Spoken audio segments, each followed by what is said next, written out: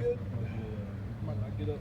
It's not getting easier in year 4. Is it getting easier? It's on the broadcast of the hamstring injury. What happened and when did you hurt? They said on the broadcast.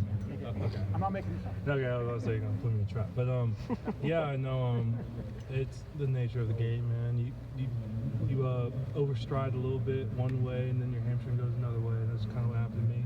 You know, with those soft tissue injuries, you know, you can do all you can in terms of treatment, but at the end of the day, your body just recover on its own, which is, for me, it was the most frustrating part because, you know, I was probably living in the training room at one point, just trying to work it back, trying to get it to the point where I can, you know, move, pull, you know, in our offense, we're in a lot of outside zone and everything like that, so I got to run.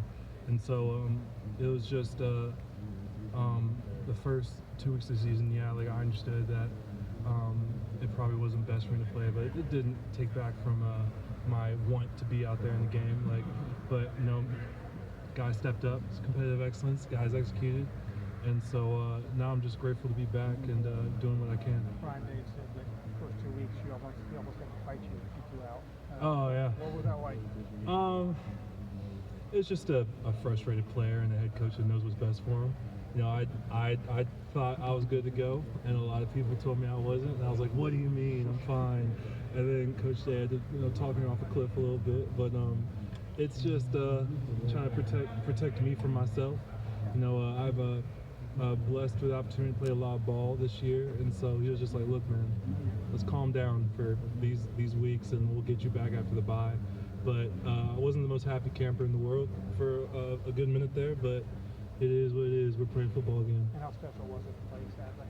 It was amazing. You know, as a senior, I know I only have a limited amount of opportunities left to play in the horseshoe. So just running out of the tunnel, you know, I never say I take the game for granted, but you know, knowing that only the number of times I have to do that is dwindling down, kind of weighed on me those first 2 games. And so just playing the game to the highest level as fast as I can, and just you know, taking it all in the moment. What Jackson went through a couple of years ago, a similar injury, did that play in your mind, dealing with it in August and the decision to come back?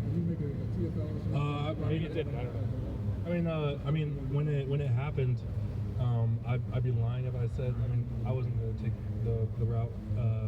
He did, obviously he's very successful. Yeah. But like I was like, oh my gosh, like what happens now? And there was kind of a moment of like, okay, like how long is it gonna take? And then everyone was like, it's a hamstring, dude. Like we don't know. Like everyone's body heals differently, and so just trying to, you know, put good things in my body so I heal as fast as I can, and trying to get like adequate rest, doing everything the trainers told me to, doing everything Coach Fry and Coach Dave told me to do to try to heal as fast as I could and get back on the field. Were there moments of uncertainty if everyone's healing differently? You don't know what your timeline is going to be when it first happened. What was it like for you feeling that? Because the decision to come back is, you know, probably hard in the first place, and then you have to deal with that. You don't know what's going to be like. Yeah, no, there were definitely moments of frustration. I'm not going to lie about that, but our training staff of you know, Stu, Solo, Sean, Tyler, Carly, Kelly, all those people in there, they told me to trust the plan.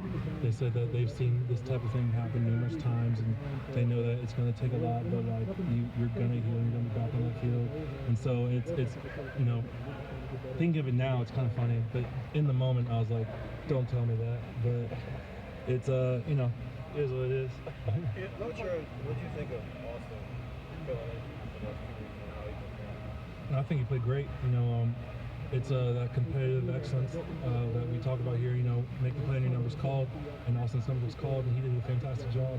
You know, it's always great seeing young guys. I sound old saying that, but Austin going out there and doing his thing. You know, we all knew he could do it. There was not a doubt in my mind he was going to go out there and show his deal. But it was great seeing 67 around the field. Did you go out of your way to be in his ear, you know, leading up to those games? Donovan, you know, give him tips, whatever you want to call it.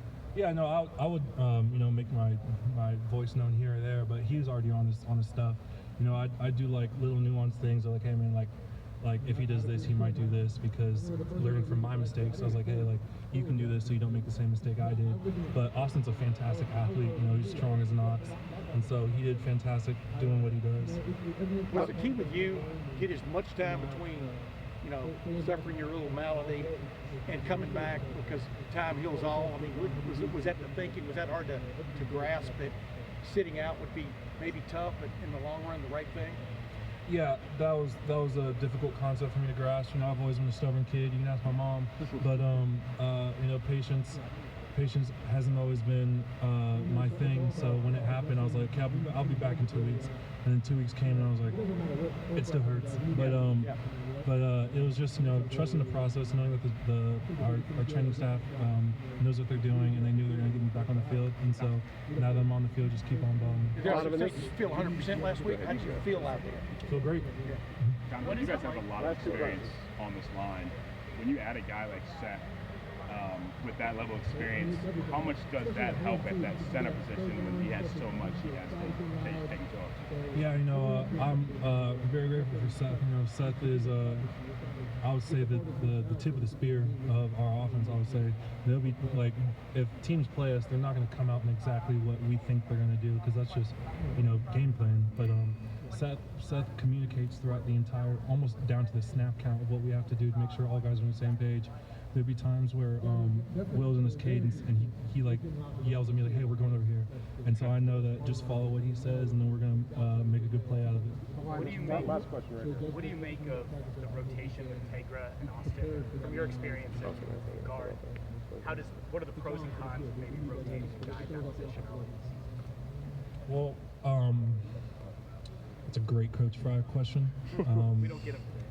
I just play left guard. I know that both guys are very talented, and I know that when they're in the game, they're trying to prove themselves. And so just having that competitive fire and guys getting after it, and as long as we move the ball and get to the end zone, man, I don't think anyone cares who plays or who doesn't. All right, Donovan, thank you. Thanks, Donovan. Thanks, Donovan.